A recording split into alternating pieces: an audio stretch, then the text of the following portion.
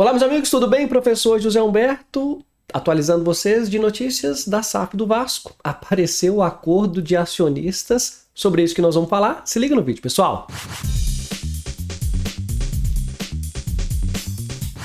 Bem, meus amigos, imenso prazer estar aqui com vocês, professor José Humberto, trazendo uma grande novidade. Afinal de contas, apareceu o acordo de acionistas entre o Vasco e a 777, aquele acordo de acionistas na Constituição da SAF do Vasco.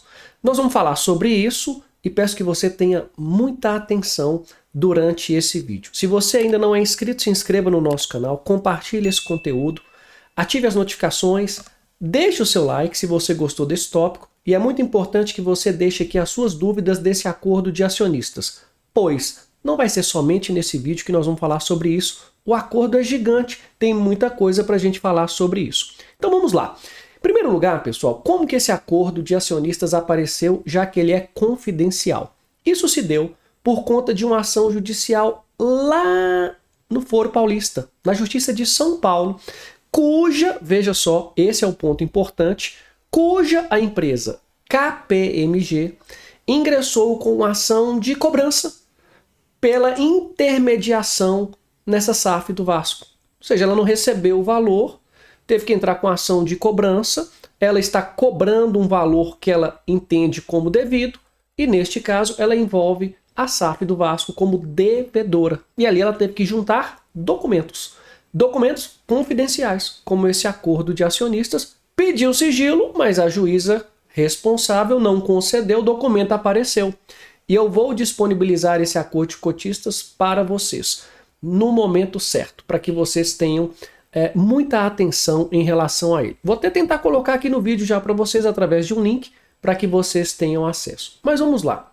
Primeiro nesse vídeo, vamos falar sobre essa relação da KPMG na intermediação dessa negociação do Vasco. Essa ação de cobrança, ela envolve não somente a intermediação, mas valores referentes a outros atos que a KPMG fez para o Vasco ainda associativo.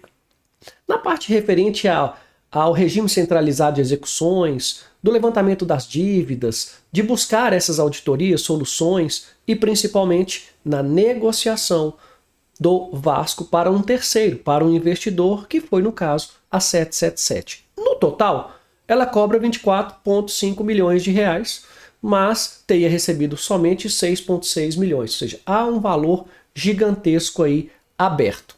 Primeira curiosidade desse contrato, pessoal. Vejam só. O Vasco SAF, ele surgiu dentro de uma relação do Vasco associativo extremamente endividado, muito endividado, vocês sabem disso, e um investidor, no caso a 777. A primeira coisa que se questiona, onde estão os documentos? A auditoria, a análise da viabilidade financeira para essa negociação, já que a 777 atualmente está no estado de insolvência. A EQEP assumiu essa posição e está se desfazendo dos seus ativos mundo afora, com crise em todos os clubes de futebol. Então a pergunta que se faz é: onde está essa análise, essa auditoria, essa viabilidade financeira, ou mesmo onde foram prestadas as garantias por contas desse investidor para suportar, veja só, tudo o que estava sendo proposto dentro desse acordo? Fala, tá, mas Zé Humberto, mas o que propôs a 777 dentro desse acordo de cotistas? Bem, só de pagamento de dívida, 700 milhões de reais. Mais 700 milhões de investimento na SAF e mais 28 milhões de estruturação da empresa e da transação que envolveu aí esse aporte. Então, como que um valor que ultrapassa 1 bilhão e 400 milhões de reais estava assegurado no investimento dentro do clube? O que é importante é que esses documentos apareçam, isso seja esclarecido. Uma vez que, atenção pessoal, para um investidor ingressar numa sociedade dessa forma, com valores tão altos, é necessário um lastro financeiro, patrimonial, seguro, garantia. Isso nós não temos ou não tivemos. Isso tem que ser esclarecido. Um segundo ponto que também me chamou a atenção nessa ação. Veja, o contrato firmado pela KPMG, esse contrato, ele foi firmado com o Vasco Associativo, porque ainda não havia SAF. E nesse contrato, já estava ali como credor do Vasco, né? Porque foram feitos aditamentos, confissões de dívida para pagamento desse valor. E o que chama atenção? Que uma vez constituída a SAF e realizada a operação, esse passivo que é do Vasco Associativo foi transferido para o Vasco SAF. Há, inclusive, no decorrer dessa demanda, essa explicação por parte da KPMG, que aqui não há crítica alguma nisso, mas o que merece atenção aqui é por que o Vasco Associativo anuiu com isso e decidiu transferir esse passivo gigantesco para o Vasco SAF. Uma vez que nós sabemos que na Constituição da SAF, o que prevê a lei da SAF é que será transferido para a SAF o departamento de futebol, ponto. Em tese, sem passivos ou com o passivo do futebol e não demais passivos. Tanto que os passivos do Vasco Associativo ficaram por lá, ficaram no associativo, no regime centralizado de negociação. E agora, com todo esse imbróglio que existe entre a AICAP e o Vasco Associativo, sabe lá o que vai acontecer? Sabe lá de onde virão os recursos para a próxima temporada? Me parece que a recuperação judicial do Vasco Associativo vai se tornando cada vez mais viável ou mais interessante por conta dessa incerteza financeira, a não ser que chegue aí um investidor. Mas outra pergunta que se faz, por que houve a transferência desse passivo, que não é do futebol, vamos dizer assim, não é do departamento de futebol, para a SAF do Vasco? Também não há compreensão. Fato é que existe a ação judicial agora por parte da KPMG, cobrando esse valor gigantesco, um valor milionário da SAF do Vasco, e evidentemente que a SAF do Vasco terá que negociar, honrar de alguma forma esse pagamento, tentar compor esse passivo, pois o que alega a KPMG é que ela prestou o serviço, e aqui o professor José Humberto não entrará nesse mérito, afinal de contas, isso é uma relação lá entre essas partes. Tá bom, professor? Então, chegando na SAF do Vasco, nós temos que esse acordo de acionistas, ele foi divulgado. O que eu prometo para vocês? E se vocês quiserem isso, peço que deixem aqui no comentário, que eu faça a análise do acordo de acionistas. Então, vou pegar esse acordo, que é gigantesco, e vou gravar vídeos para vocês. Olha, está previsto isso, está previsto aquilo. Olha o que aconteceu aqui nesse acordo.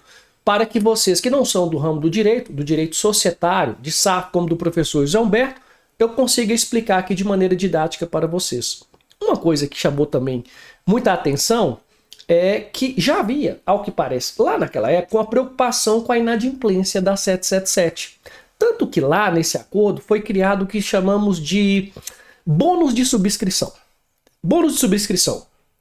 Esse é o mecanismo de SA, de sociedade anônima possível, criado para proteger a associação, o Vasco Associativo. Tá, mas como assim? Olha, caso a 777, esse investidor, não fizesse os aportes que ela deveria fazer, por conta desse bônus de subscrição, haveria uma defesa para os acionistas. Então, teria o prazo de pagamento. 777 não fez o pagamento. Ok, 30 dias era o prazo de vencimento da parcela do aporte, então havia esse prazo previsto. O Vasco poderia emitir esse título no valor de R$1.000.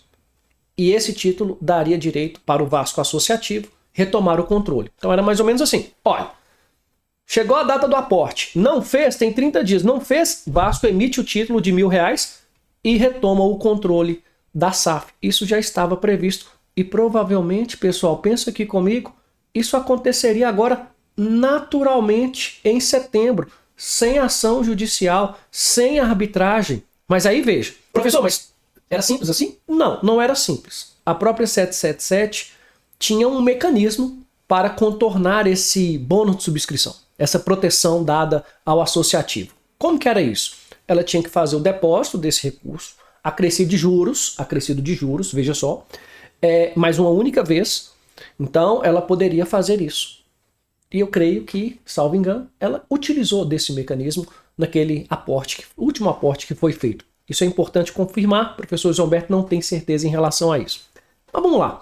Professor, se isso aconteceria agora, a pergunta que se faz é por que o Vasco, então, já na iminente situação de inadimplência da 777, foi ao judiciário buscar o controle da SAF de maneira liminar e a abertura da arbitragem? Será que isso era realmente necessário? Bem, vale a reflexão.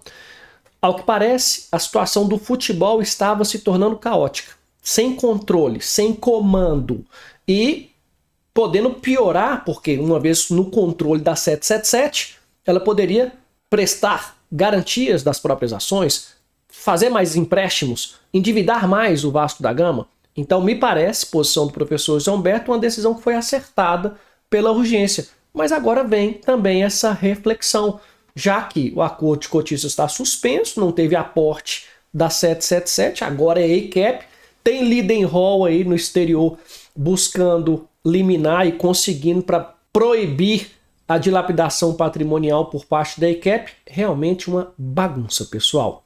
Mas o que eu gostaria que vocês entendessem é que esse acordo foi divulgado e que o professor José Humberto vai falar sobre ele pouco a pouco e acompanhar essa ação da KPMG, entender melhor essa documentação. O processo tem mais de 350 folhas e cada uma, né, tem um significado importante. Vamos falar sobre isso aqui, mas eu quero ouvir a sua opinião.